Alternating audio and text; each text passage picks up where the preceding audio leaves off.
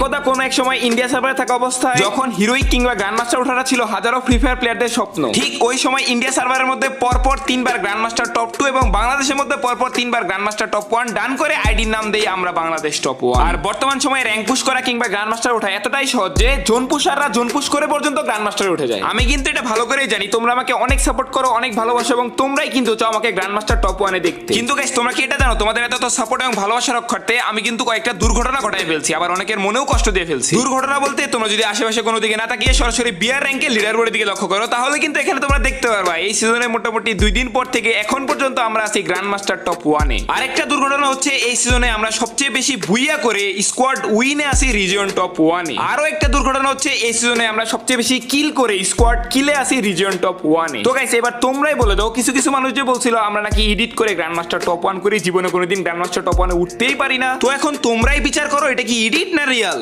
আর তোমরা যারা আমাকে সাপোর্ট করো তাদের তো অনেক অনেক বেশি ধন্যবাদ, ভালোবাসা, লাভ ইউ অল। আর হাতে গোনা যারা কয়েকজন কিছু মানুষের কথাই লাফাইছিলা তাদের জন্য কি এইটুকুই এনাফ না? Wake up to reality.